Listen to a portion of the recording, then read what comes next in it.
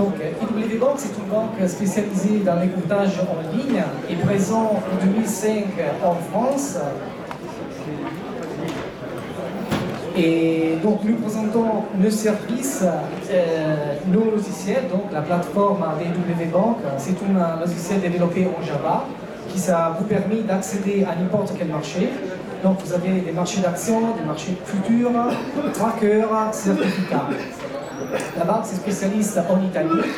Elle est présente aussi dans d'autres pays en Europe, en Angleterre, en Allemagne, au Luxembourg, au Belgique et en Espagne. Comme je dis, la banque est née en 1999 en Italie. Après, elle a commencé à se développer à l'étranger. L'avantage de travailler avec W, c'est d'avoir un compte bancaire, en effet. Ce n'est pas un courtier, mais c'est une banque. Donc, en ces périodes de crise, où il y a la possibilité des sociétés qui ont fait faillite, là, vous avez une assurance sur les comptes qui arrive jusqu'à 100 000 euros. En plus, la gestion s'est faite d'une certaine façon, puisque c'est une banque, ce n'est pas un courtier. Nous avons un parrainage pour faire de la formation avec Jean-Luc Bussac, qui est spécialiste sur les futurs. Il va vous présenter un peu des stratégies et parler du futur CAC et sur le logiciel Putrade. Je passe la parole à Jean-Louis. Bonjour tout le monde. On n'a pas pris le temps, on a mis une demi-heure. Qu'est-ce que je vais vous présenter comme stratégie? D'abord, on m'a prévenu que je faisais cette conférence il y a 4 jours. Alors, enfin, c'est pas une conférence, c'est quoi? C'est un atelier, 30 minutes. Qu'est-ce que vous voulez que je vous dise? Je ne vais pas vous apprendre à trader, de toute façon, c'est pas le but. Vous m'écoutez, je pense, peut-être chaque jour pour certains d'entre vous. Qu'est-ce que je vous proposerais bien de faire d'analyse de marché, de répondre à des questions, de faire un point sur ce qu'on peut faire sur le marché à l'instant T. Moi, je travaille tous les jours, donc je suis trader depuis longtemps, depuis 30 ans. J'ai participé, enfin, j'étais un des acteurs de l'évolution des marchés, je l'ai vu passer de la préhistoire à la haute technologie. Je ne fais pas, comme vous pensez, que du futur. Je ne fais pas que du court terme, je fais tout. Je fais des futurs, des options, des actions dans des perspectives 5 minutes, mais 1 heure, 3 jours, 1 mois, 2 mois. Je fais des ramassages, je fais des blocs, je fais plein de choses. Je ne travaille qu'avec mon argent propre, je ne travaille pas avec l'argent des autres. On va monter probablement un fonds bientôt. J'avais fait cette expérience avec une société il y a quelques temps, bon, ils étaient nuls, donc j'avais fermé le fonds. Et le fonds avait vraiment bien surperformé, puisque pendant 8 mois, la bourse avait fait 30 de baisse, moins 30, moi j'avais fait 0. Voilà, mais on va remonter un peut-être bientôt. Alors, le futur, je ne sais pas comment vous l'abordez, moi ce futur, il y a deux manières. Pour moi, il n'y a qu'une seule, c'est le marché NYSE Euronext, c'est pas par l'intermédiaire des CFD. Moi je travaille sur des marchés, enfin essentiellement des marchés réglementés. Donc du type futur CAC 40, le code c'est FCE Z2. Donc là vous avez la plateforme par exemple avec un de mes comptes sur IW Bank, un carnet d'ordre, ce que vous n'avez pas sur un CFD, puisque c'est un marché centralisé ici, avec des demandes, des offres, des volumes, un graphique. Alors moi j'établis des stratégies des plans pour la journée de trading. Donc mon plan ce matin c'était d'acheter vers 75 et de vendre vers 95. Ça c'est des plans chartistes.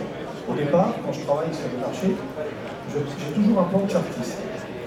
Donc des niveaux sur lesquels le marché devrait réagir. Donc, moi j'ai des scénarios. J'ai un scénario principal et des plans alternatifs. Je ne vois pas d'autres solutions. On ne peut pas être certain que ça va fonctionner. En tout cas, moi je l'ai réalisé ce matin, on a acheté dans cette zone-là, et on avait vendu dans la zone des 95. Là, on peut continuer. Donc par exemple, le 93,5, c'est nous qui avons probablement vendu tout à l'heure, parce que c'est le niveau que j'ai proposé. Alors, je ne dis pas qu'on va fixer les points hauts et les points bas, hein, on n'est pas suffisamment important, mais quand même on peut taper à peu près, je ne sais pas, peut-être 1000 contrats au total, donc ça commence à faire un frein pour un marché qui forcément, on ne va pas aller beaucoup plus loin. Une fois que j'ai établi comme ça cette analyse chartiste, je vais m'aider de l'analyse technique. Voilà.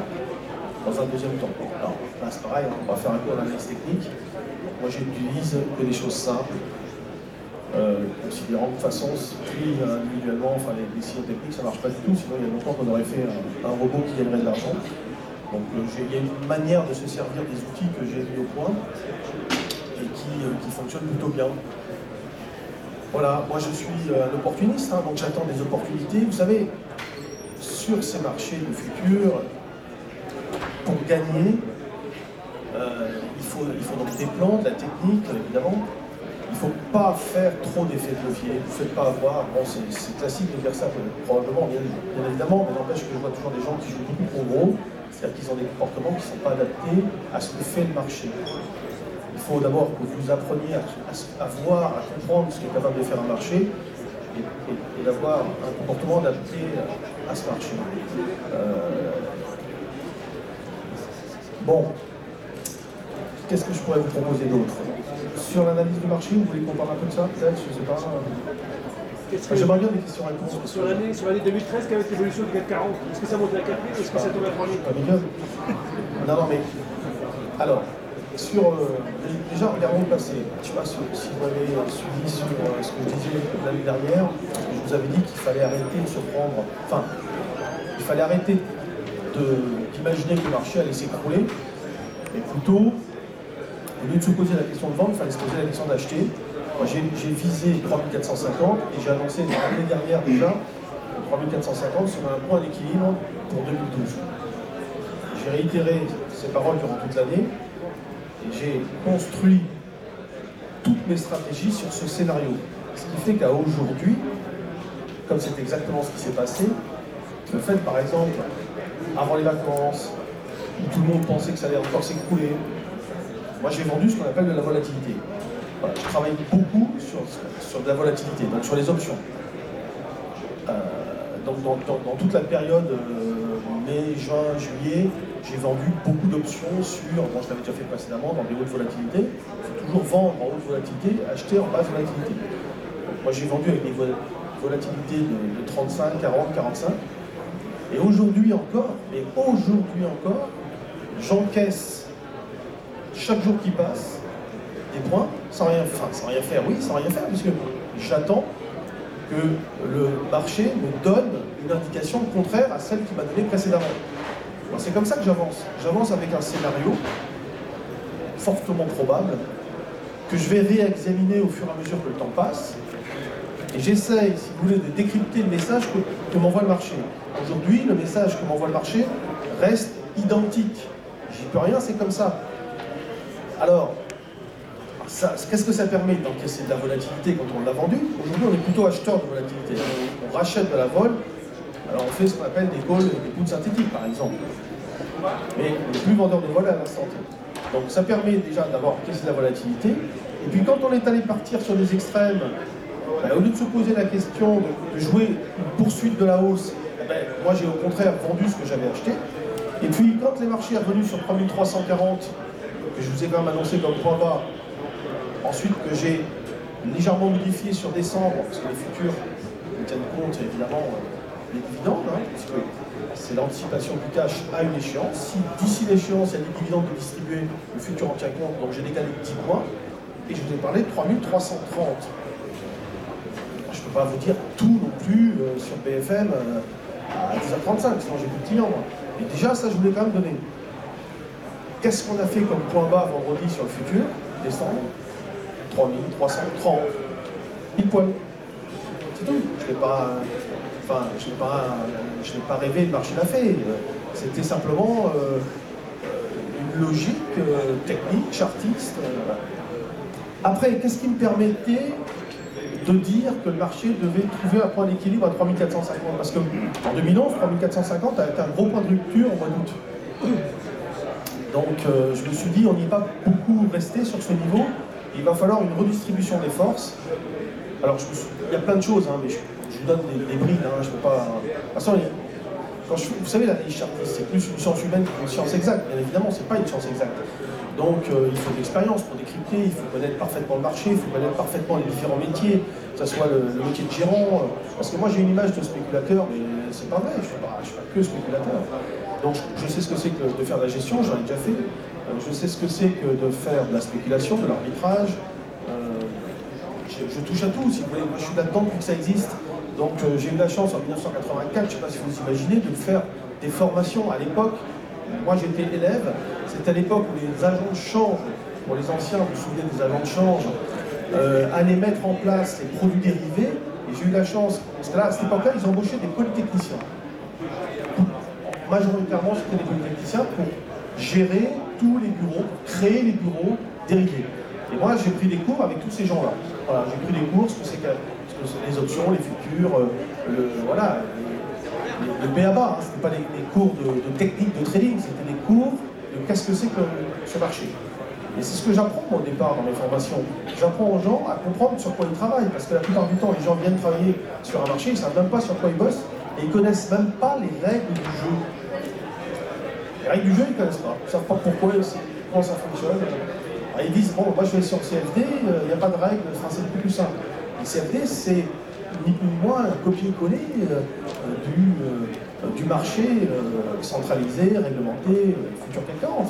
Donc, de toute façon, si sur le CFD, les règles sont simplifiées, comme c'est pas que copier du comportement du futur, il est clair que, évidemment, il est impacté par les règles de jeu du fonctionnement du futur CAC 40. Donc, à l'instant T, je fais des divergences, comme ça je parle, j'essaie de revenir. 3450, hop, on y revient. Je pense, pour répondre à vous, monsieur, à l'instant T, le marché ne nous dit pas qu'il va changer de comportement. Voilà. Et je crains qu'on poursuive dans une phase d'alternance autour de ce niveau. Alors, vous avez entendu parler d'élastique, pour donner l'image, on s'en éloigne, et vous avez vu, ça a été l'élastique, hein, lundi, vous avez vu la violence du retour sur le niveau. Est-ce que je peux dire mieux que ça? Alors, et puis moi, comme un con, je dis oui, j'ai dit, je ne sais pas si c'était lundi, j'ai dit, ah ouais, là c'est vraiment une semaine record pour moi. Et l'autre, il me reprend, il dit, ah ouais, Jean-Louis, faites des records. Je dis rien, enfin, je ne l'ai pas annoncé après coup, moi. Je ne dis pas après coup, on a conseillé à nos clients d'acheter là, on a conseillé à nos clients de vendre ici. Non, d'abord, je n'ai pas de clients que je gère. Et la stratégie, elle est écrite à l'avance, et je vous la donne à l'avance. Alors, il est quand même possible d'établir des scénarios précis qui fonctionnent avec une logique. Moi, ce que je veux que vous compreniez quand vous écoutez ça, la façon dont je propose d'étudier sur le fait, c'est la logique dans ce comportement. Est-ce que vous captez tout ce que j'ai envie de vous dire? Ah non, parce qu'on ne parle pas forcément le même langage, j'en suis bien conscient, je ne m'exprime pas forcément toujours bien.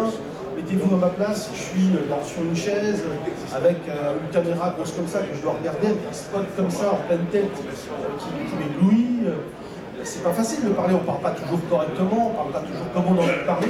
Enfin voilà, moi j'essaie de le faire mieux par passion. Et là, au moment où je vous parle, non, ça fait depuis 3/4 d'heure, c'est Mathieu qui m'a remplacé, le jeune que j'ai formé qui travaille avec moi.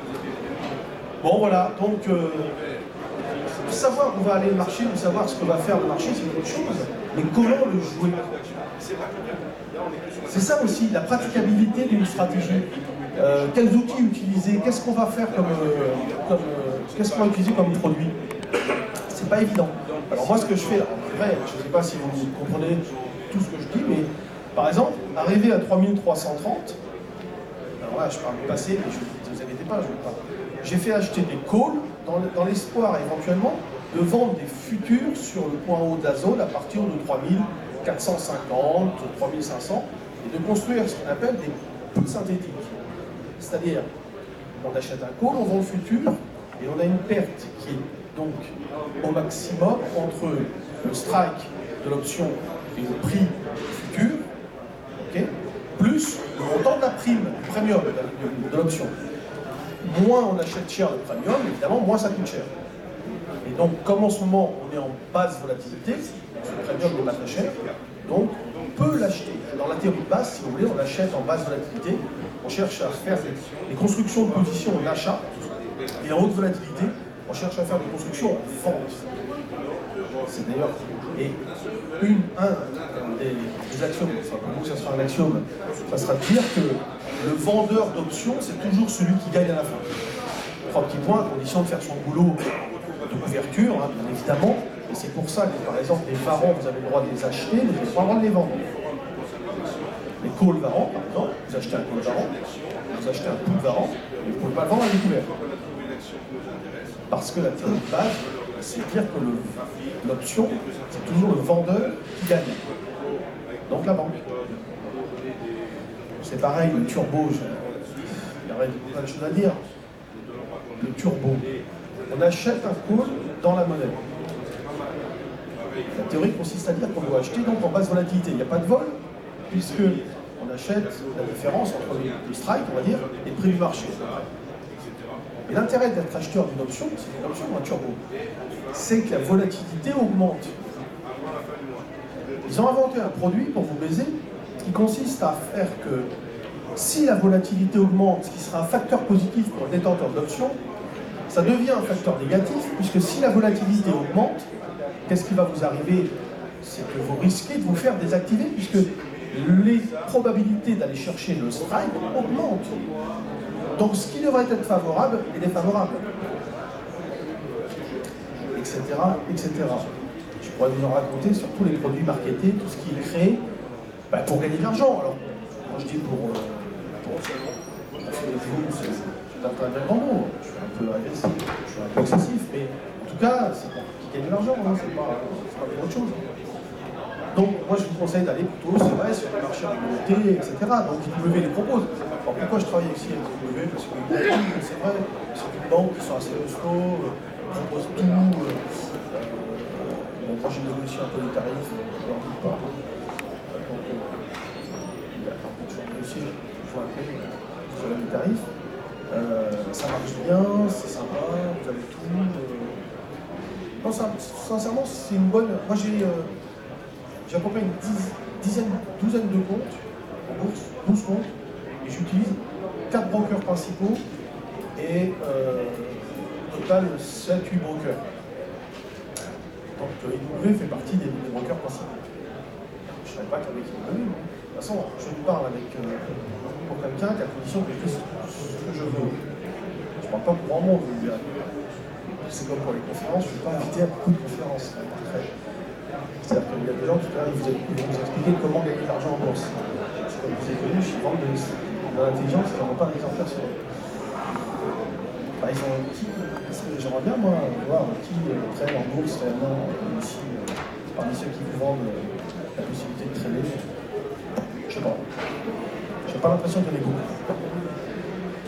Bon, sur l'avenir du marché, je pense donc qu'on va rester collé, sauf que je vais revoir ce scénario régulièrement.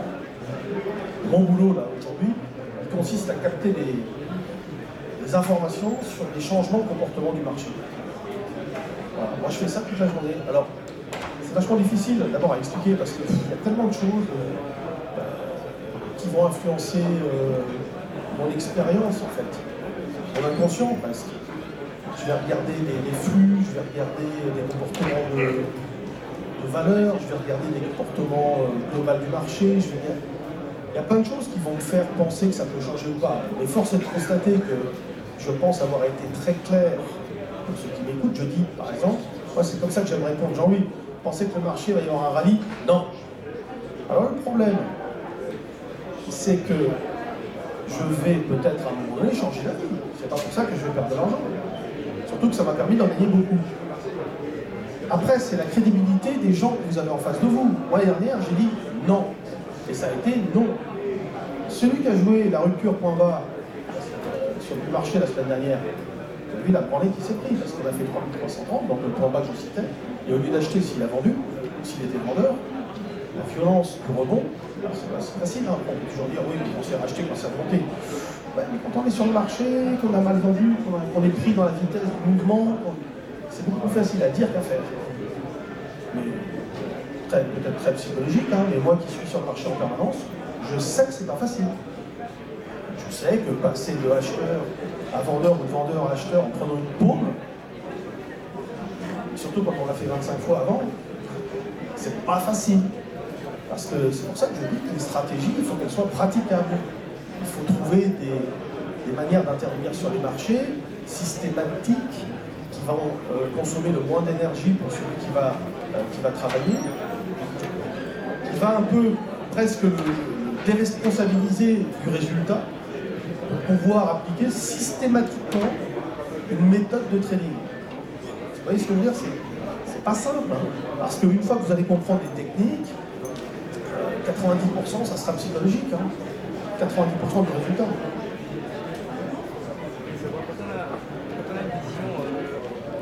Moyen terme Quand on a une vision court terme, moyen terme, de haussier, haussier, et ensuite vous voulez travailler au quotidien, vous avez un pied haussier malgré tout, vous voyez ce que je veux dire? Est-ce que vous pouvez être par exemple aussi à 3 Non mais par exemple là, on a un marché qui est haussier. voilà. Moi par exemple, j'ai un portefeuille. Ok, j'ai un portefeuille. Je me dis après tout, demain matin, Israël peut taper sur l'Iran, le marché peut dévisser, on peut avoir un gap si c'est dans la nuit. Ok, par exemple. Bon. Je trouve qu'il y a un risque fort, donc qu'est-ce que je vais faire?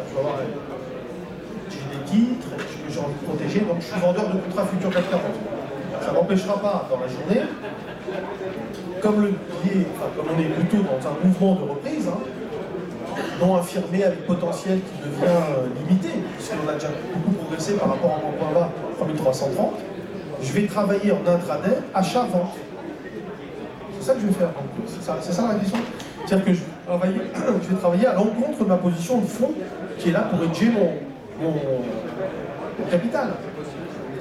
C'est pas que c'est possible, mais moi je le fais tout le temps. Souvent les gens ont des biais comme ça, des biais haussiers tout le temps dans la tête. Et Ouais. après ils ont du mal à les comprendre. Ah ouais, mais ça c'est autre chose. Ça. C'est des gens qui, moi j'en ai connu qui étaient vendeurs tout le temps. Moi quand j'ai commencé en 83, je me souviens, il y avait un vieux monsieur à la bourse, il était tout le temps vendeur. 83, 84, 85. Alors en 87, il dit yes, j'avais raison. Le problème c'est qu'il ne s'est pas racheté.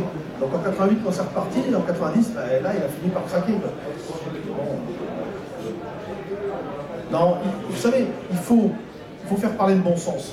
Aujourd'hui, les marchés, ils sont comme ils sont parce que les problèmes sont perçus par tout le monde. Aujourd'hui, tous ceux même qui refusaient l'idée que la situation était grave, aujourd'hui, ils le savent que c'est grave. Bon. Ça fait maintenant 4 ans qu'on transfère doucement la dette du privé vers le public. Ça fait maintenant des années qui sont en train de baiser tout le monde, les Grecs, les Espagnols, les Italiens, les Français.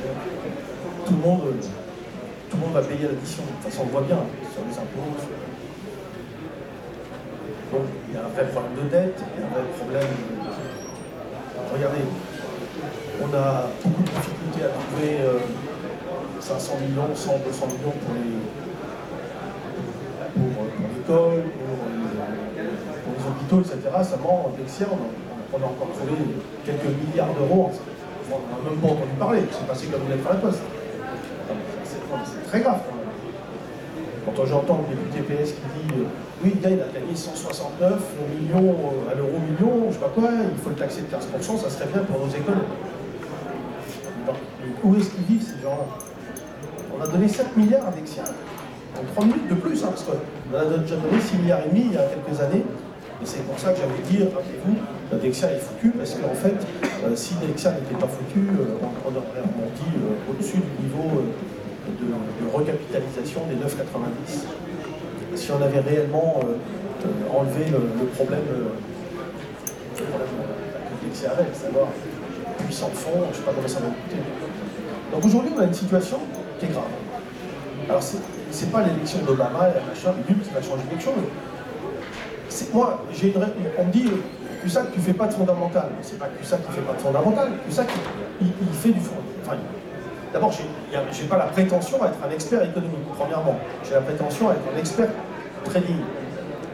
Mais je vis dans un environnement que je dois comprendre. Ça fait partie Si c'est pas mon critère de décision principal, parce que de toute façon, je considère qu'au moment, donc je ne vais pas en tenir compte dans ma décision finale de trading, je vais quand même essayer de comprendre dans quel monde on évolue. Et donc, voilà. Et qu'à 14h30, il y a des chiffres, ou qu'il y a ceci, je m'en fous. Parce que je traite tout le temps, donc je ne vais pas attendre 14h30 que les chiffres tombent. Et j'ai des positions qui durent des semaines, des mois. Par exemple, je vous dis que j'ai vendu au mois de juin des puts mars 2013 parce qu'ils avaient une super volatilité. Vous vous rendez compte, j'ai gagné énormément, le put il ne vaut plus rien, et j'ai gagné beaucoup d'argent. Et je me suis pas occupé et j'ai eu raison. Mais ça n'a pas changé. Souvent, ce que j'aime bien dire, c'est aujourd'hui on est à 3005 par exemple, et il y a quelques mois on était à 3000. La différence entre les deux, c'est que justement, il y en a pas. À part qu'on était à 3000, et qu'on est à 3005, il n'y a pas de différence. Alors c'est pour ça que Guillaume Sommerer, j'ai bien aimé quand il a embêté Philippe Deschamps, le pauvre, il lui dit mais Philippe, tu dis que ça va mal, hein, vous dites que ça va mal, et tout ça, hein. Mais le marché, il ne vous écoute pas, il ment plus. Ben oui, alors, Philippe a le droit de dire que ça va mal, ce qui est vrai, et le marché a le droit de payer parce que je ne sais pas pourquoi, mais on s'en fout. Le problème, c'est qu'on est là pour gagner de l'argent. On n'est pas là pour expliquer pourquoi ça monte. On n'est pas là pour expliquer pourquoi ça baisse. De toute façon, les explications a posteriori, vous en avez toujours. Moi, tout ce que je constate, c'est que les gérants sont super prudents, tout le monde est super prudent, la spéculation est prudente, tout le monde est méfiant, donc le marché, on va dire comme ça, qu'il est moins sensible. Moi, j'avais fait, je sais pas, mais rappelez-vous, j'ai fait l'impasse totale à un moment donné. Quand on me pose une question claire, je réponds oui, non. J'ai fait l'impasse totale, il y a quelques mois, sur une baisse des marchés, forte. Mais j'aurais pu me tromper, j'aurais revu mon... C'est pas que je me trompe, c'est que le marché change de sens. Mais tant qu'il ne me dit pas qu'il va changer de sens, ben, j'estime que je dois poursuivre dans mon scénario. Je dois croire en ce que je fais. Sinon, je fais rien. Sinon, enfin, si je ne suis pas ce que je dis, moi je fais ça. Je suis ce que je dis. Donc si je pense que le marché ne va pas bouger, je vais trouver... Alors par contre, il faut trouver des techniques de trading qui vont vous permettre de gagner de l'argent. Donc comment vous allez trader? Si vous tradez d'une manière extrêmement simpliste, en achetant et en vendant le produit, vous pouvez y arriver, mais c'est vachement compliqué. De toute façon, le trading directionnel, c'est compliqué. Donc il faut travailler avec des produits comme les futurs, avec des options, le mélange des deux. Ça va vous aider à vraiment gagner de l'argent. C'est la fin. Une demi-heure, si, enfin, ça m'a fait plaisir. Bonjour tout le monde.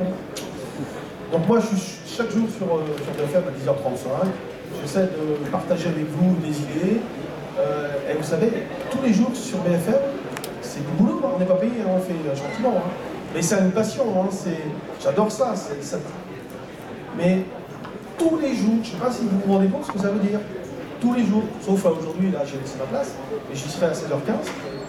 Et tous les jours à faire un suivi, à se mettre, je dirais, en danger, entre guillemets, par rapport à ce que vous pourriez penser du fait que je me trompe, que je ne me trompe pas, ou ceci ou ça.